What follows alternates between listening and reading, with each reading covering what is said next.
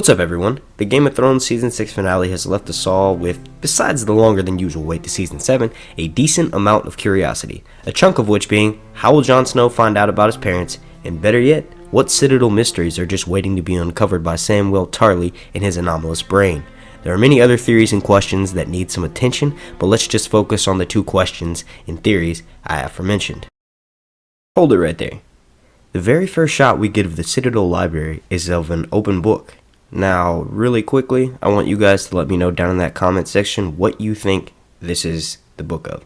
Let's continue with the clip.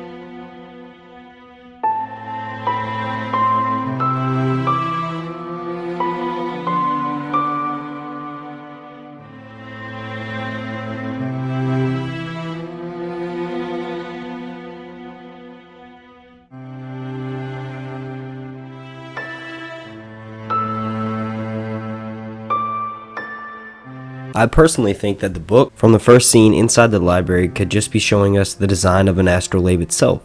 One thing I did however notice was all the chains surrounding the bookshelves. Either the maesters have a serious drinking problem, which causes them to lose balance a lot when walking through the library, and the chains are there as sort of a railing system, or they get a lot of earthquakes in Old Town, and the chains are there to act as bracers so the books don't fall from the shelf.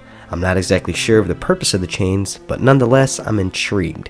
Let's discuss the golden rotating object and how it pertains to Game of Thrones. The definition of an astrolabe is an astronomical instrument for taking the altitude of the sun or stars and for the solution of other problems in astronomy and navigation. It was used by Greek astronomers from about 200 BC. In the opening credits of A Game of Thrones, we see the astrolabe surrounding the Westerosi sun, implying that it's all about Westeros. Each blade in the astrolabe portrays a major battle in the history of Westeros. For instance, the first blade portrays the conquest of Westeros by Aegon I Targaryen and with the help of his 3 dragons. In this next blade we see the stag, obviously that represents the Baratheons, the wolves, the lions are shown fighting and beating the dragon, which is depicted as the Targaryens, and this is Robert's Rebellion. In the last blade, it's all of Westeros and they're bowing to the stag, which is obviously Robert Baratheon, portraying him as the new king of the 7 kingdoms. I believe Sam may be responsible for providing the information to complete a 4th blade and possibly even a 5th. That 4th blade will of course be the War of the 5 Kings, and then the 5th, the War for Dawn. When I say provide information to complete the blade, what I mean is Sam has of course been a part of several major events throughout the series, and seeing as how the Maesters didn't even know Lord Commander Mormont died, which happened like 3 to 4 years ago at this point in the story, I believe they will need Sam to fill them in on what's been going down in the 7 kingdoms. I personally wouldn't be surprised if they still think Joffrey sits the Iron Throne and Robb Stark is alive. Another thing Sam may uncover while at the Citadel is some sort of Targaryen family marriage book, or possibly even a letter that was sent from Rhaegar Targaryen to Maester Aemon at the Wall. In that letter, it will confirm who Jon's parents are and that Rhaegar secretly took on Lyanna Stark as his second wife. There is, however, a theory that states Rhaegar's first wife, Elia Martell, was unable to produce a suitable heir to fulfill the prince who was promised prophecy, and this may be why Rhaegar initially set his sights on Lyanna Stark. Truth is, Rhaegar most likely fell in love with Lyanna at first sight and lacked the willpower needed to remain faithful to Elia. Most of you probably think Bran will be the one to tell Jon about his true parentage, but let's watch this clip and then I'll explain why I believe it to be Sam.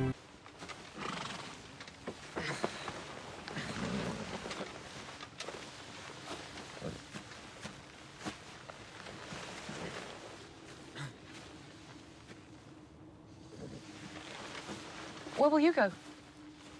The Great War is coming, and I still fight for the living. I'll do what I can. As long as I can.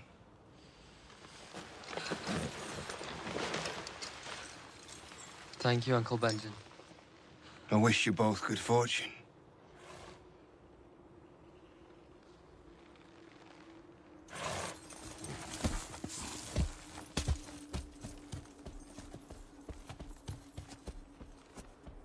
In that scene, we saw that Benjen knew that his fight was of greater importance than reuniting with his family and potentially being safe.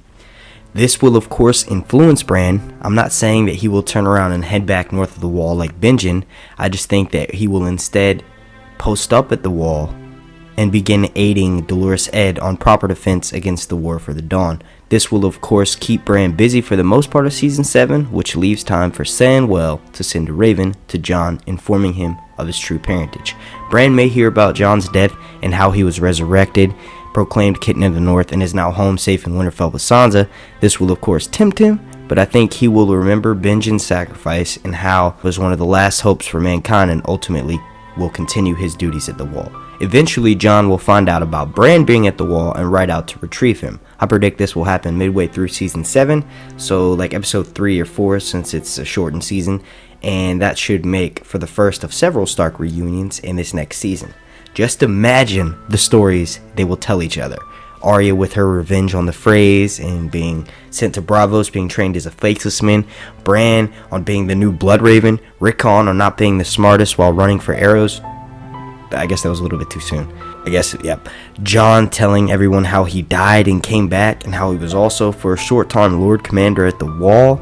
And then Sansa, well, I guess Sansa could say how she helped Jon win the Battle of the Bastards. Let me know what you guys think down below on what Sansa will brag about once she reunites with the rest of House Stark. I want to thank you all so much for watching. Please slap a like on this video. Help me meet my goal of 100 likes if you enjoyed this. You can click up here for more content while you wait for my next video to post. Links to my social media as always are in the description down below. My name's Mark and this has been Sir Hunt's Reviews.